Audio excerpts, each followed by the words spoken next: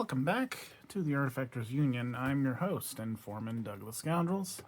Today we are assembling the Coldsnap box, a master title box for the Arcanist and Neverborn faction. Box contains 5 models, the title for Rasputina from the Arcanist faction, which is Rasputina Abominable, and the title version of Euripides from the Neverborn faction, Euripides Old One Eye.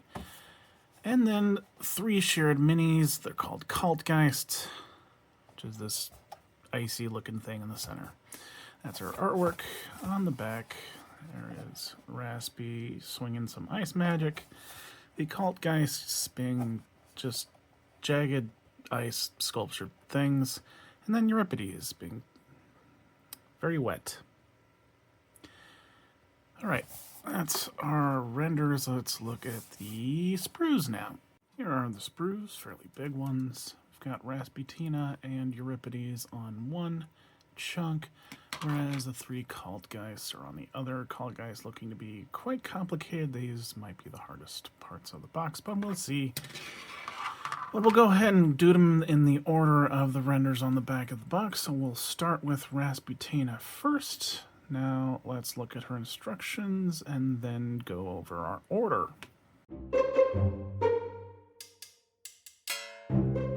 Looks like she is only 7 pieces, so that's going to be nice for us. But as far as order goes, we will grab the body and then do the right leg. Or left leg? I think that's the left leg, actually, my bad. After that, we'll do the rest of her coat, which should go on her lower back right there, her right hand, and her head.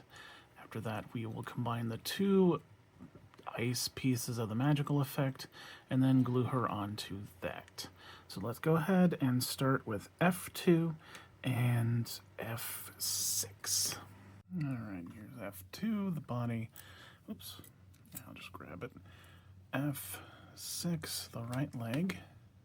There we go, focused. It's going to go right in there. The left leg. Goodness, getting right and left mixed up today. There we go. Now next is going to be F4, the back part of the coat, which is going to go right back here.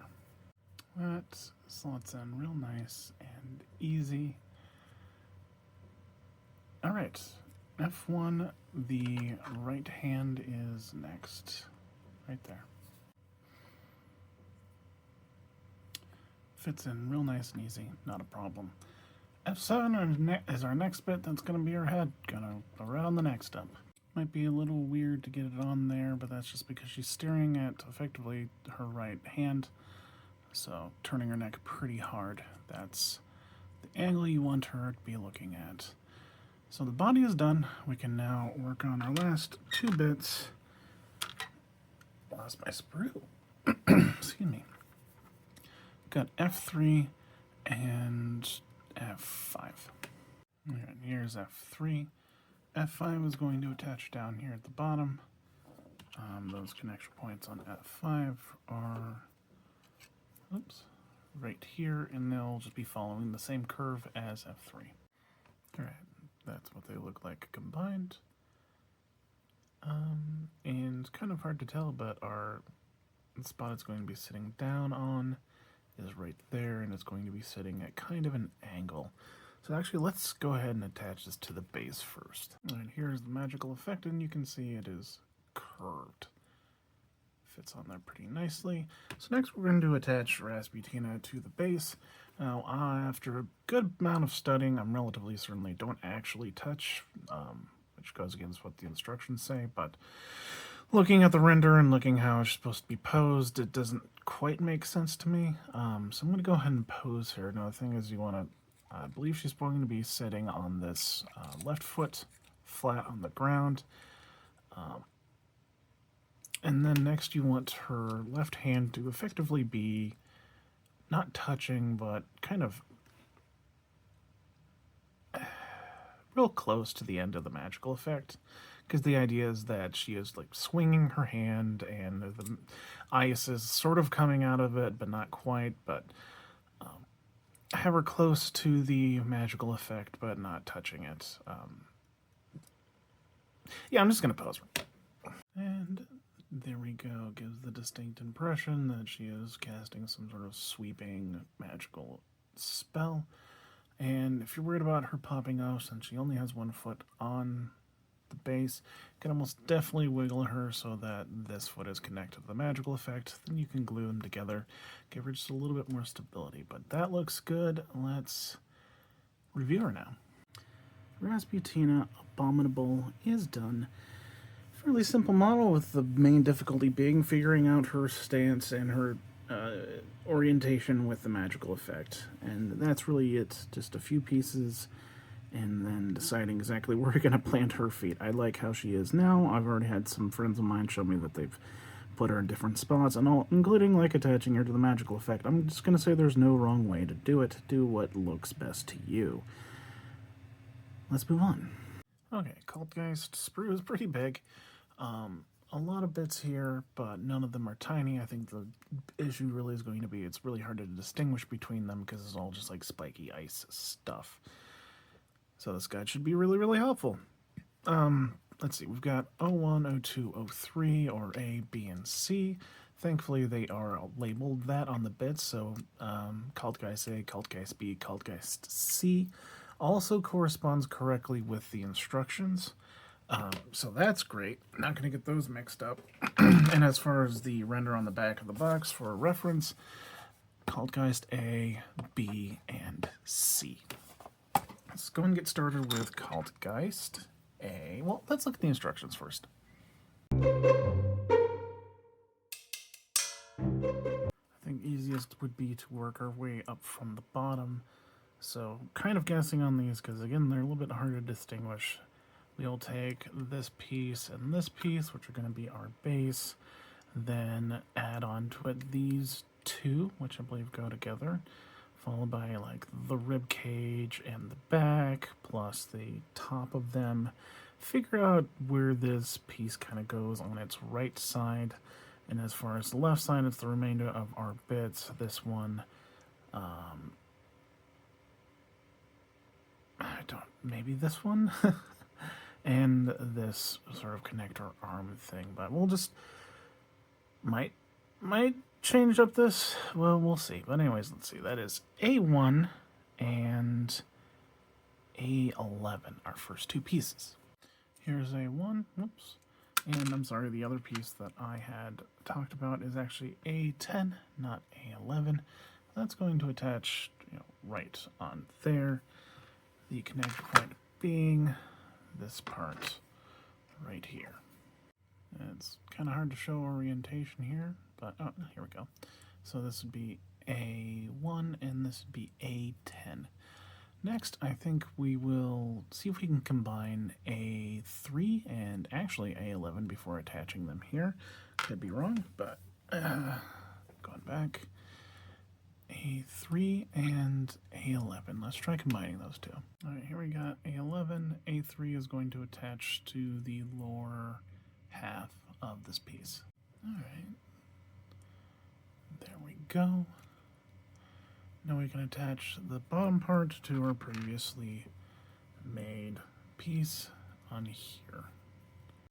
Cool. This is vaguely like cobra shaped. Okay. Our next piece is going to be A4, just here, which is a sort of rib cage. Like on this side, there we go. And that's going to cover up this big old hole. So there it is. It's a weird connection. You want to connect the bottom, fill in the gap down here, but this whole thing is going to be covered up by other bits. Really, the chest is leaning very forward, and if you didn't know that, be spending a lot of time trying to figure out how it fit in there, but this is what it's supposed to look like.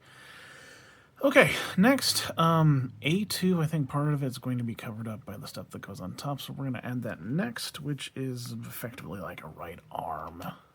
You see this little notch connection point that is going to connect right here, and it's going to be covering up this sort of entire section. There we go. Fits in nice and neat. The arm is sweeping back. So now we can do the thing that goes on top. So grab A6 and A8. Here's A6. A8 is going to cover up that entire gap. You can see A8's connection point here with the... I put it together and then I tore it apart. That's why you got the gross things. But obviously these three little tabs are going to go in here. Here they are connected. But this is going to be our front. This whole thing is going to sit on top of our current piece. I think I can do that like so. Okay, that's all glued now. Loud car outside my house. I think we can do the rest of the Mini. So I'd already cut out part of the left arm. Whoops. Why don't we first attach a 9 with a 7. Here's a 7. A 9 is just going to fit right over the top of that. A nondescript chunk of ice. But as you can see there, our arm piece is going to fit right on there. There we go. Now as far as attaching to our main body, you can see a very small connection tab tooth right there, which will correspond to, you can kind of see it in there. You see, there's the little tab hole thing. Alright, there we be. First Kaltgeist done, let's put him on a base. Our first Kaltgeist is done. We're going to name this one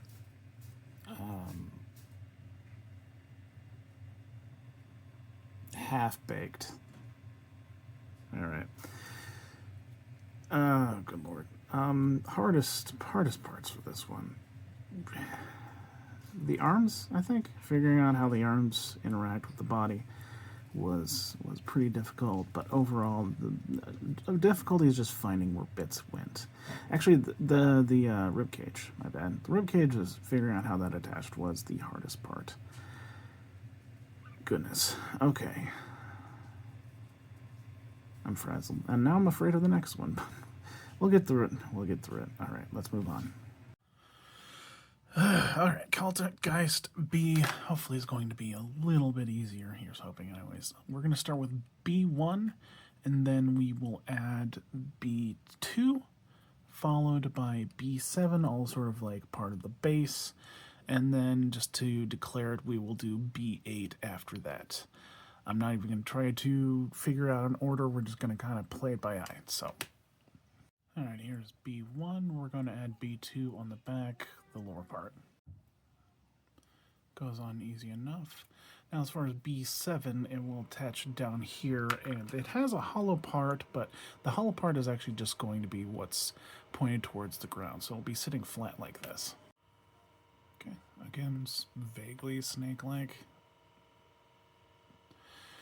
B8, our next bit. I guess we can look at the bottom there too, real quick. B8, our next bit, is going to cover up about this portion of the back. You see the big tab right there is going to correspond to this hole right here. Okay, another one's slightly weird, but that's what it looks like. Alright, I think next we'll add the piece on top here and then figure out the arms and spikes and whatnot. And that piece is gonna be B9 right there. Okay. Actually, I had to trim down the nub that's in this connection point a second time because it wasn't connecting very well. Here we go from the front. Alright. That looks pretty good. Now let's figure out the rest of his left side. I know we've got to figure out where B10 is first and then figure out where B3 is. Okay, B10 is going to be right here. The arm's going to be going backwards. And then B3 will attach right there. Just be a spike. There is B10. Now B3. And there's the big spike of B3. Alright, let's look at what we have left. Just 3 pieces, that's great. we will figure out where our right arm attaches, B5. That will then end up attaching to B4, this big long piece, and then the other half of this sort of spiky ball will be a B6.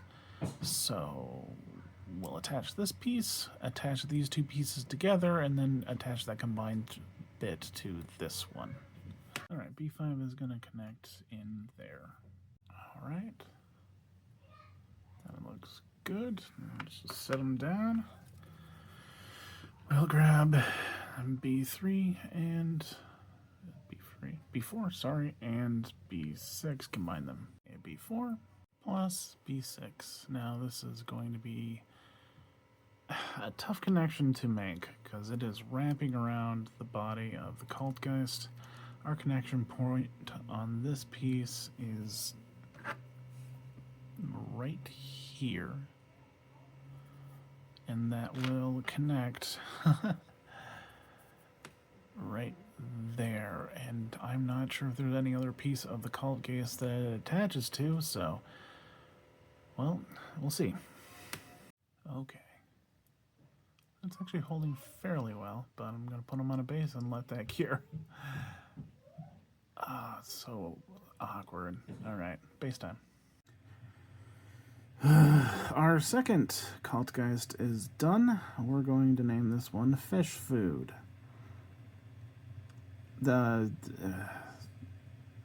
Difficult parts were figuring out where arms went and attaching that whip. Although the whole thing was a bit of a pain for me. But it should be a lot easier for you, because I showed you where everything went.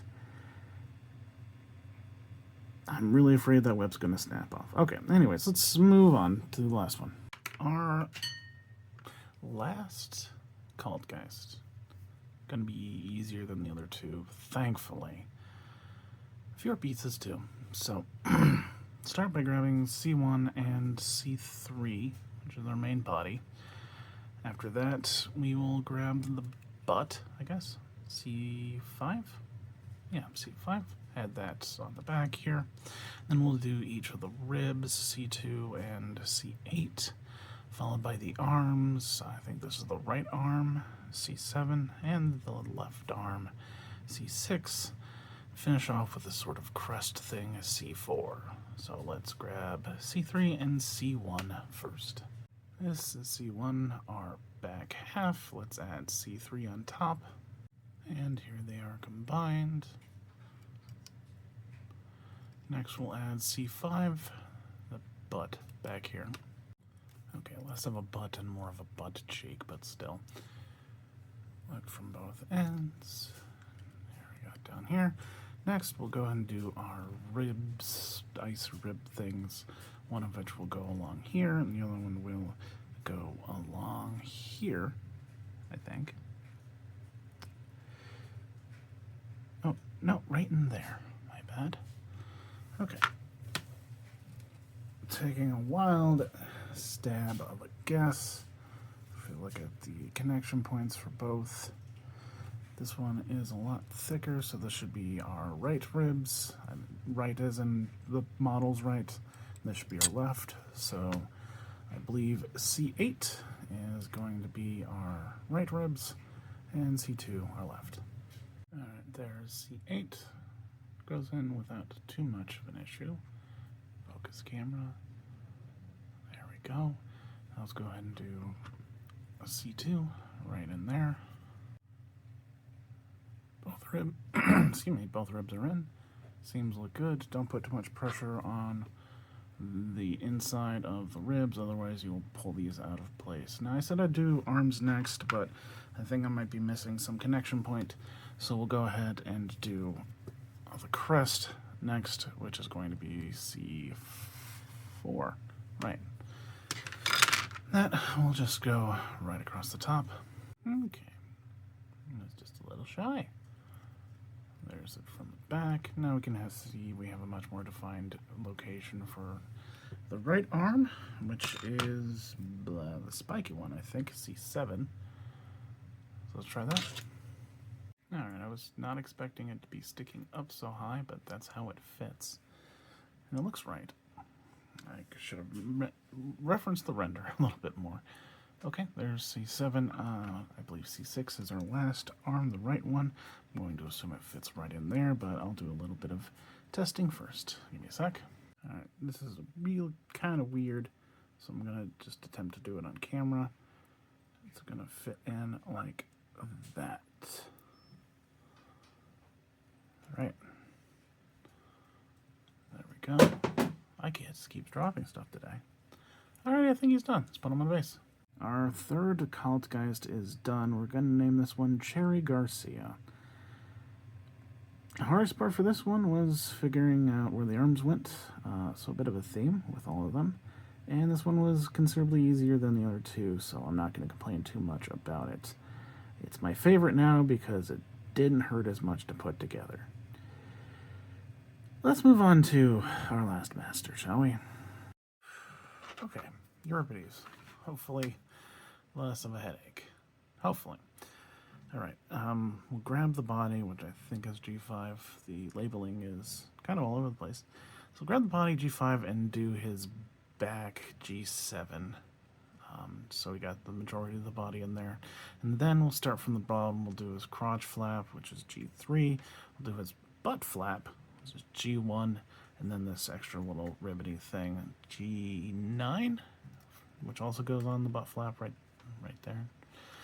And then we can do his right arm, G8, and his thing on his back, the rest of his back, I guess, G4, maybe? And then we can do his head, G6, and, oh goodness, where do these... Oh, there we go. And we'll do G2, combined with G10 to make sort of the intestines he's holding, and then we'll add that onto his wrist. Kind of rambled there for a bit. Let's just grab G5 and G7 first. Oh, and let's look at the instructions. G5, flip it over, and add G7 on the back. There they are combined. Pretty easy to do. Now on the front, grab G3, the crotch flap, add it right there on the crotch. Okay, that's first flap. Let's turn around to do G1, the back butt flap. Okay, seems look good.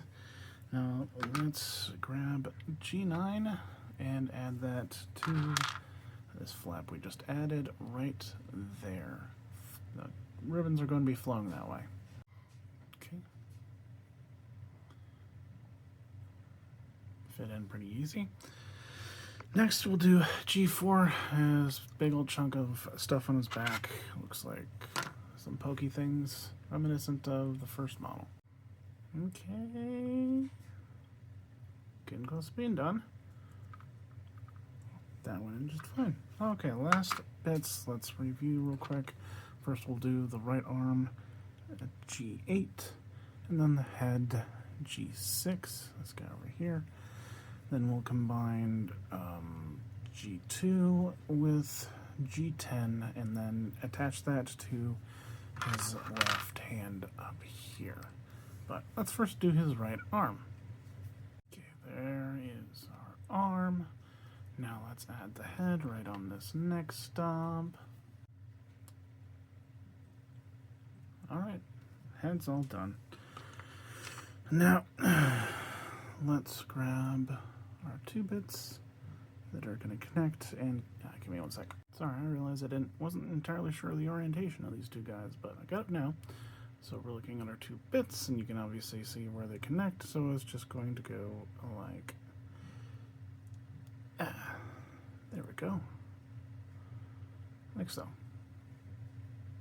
If we flip the other way around, we can see this connection point, which is for our wrist. There's a little bit of twisting needed to get it into place. Just check your seams, make sure it's in the right position, but he's all done. Let's get him on a base. Euripides' old one eye is done. Easiest, well, yeah, I will say easiest model in the entire box. Part of that is just because of Raspi's weird orientation with her magical effect, but yeah, despite being a bunch of pieces, he is really big model, so those pieces fit together pretty well. I'd say the hardest part about him is the ribbon on his butt flap, and I guess twisting his both wrist and shoulder of both left and right arm to get them into place, and that's me stretching to find a problem with them. Overall, pretty easy. Let's look at the whole box. The Coldsnap box is done containing Rasputina Abominable, 3 Kaltgeists, and Euripides' old One Eye.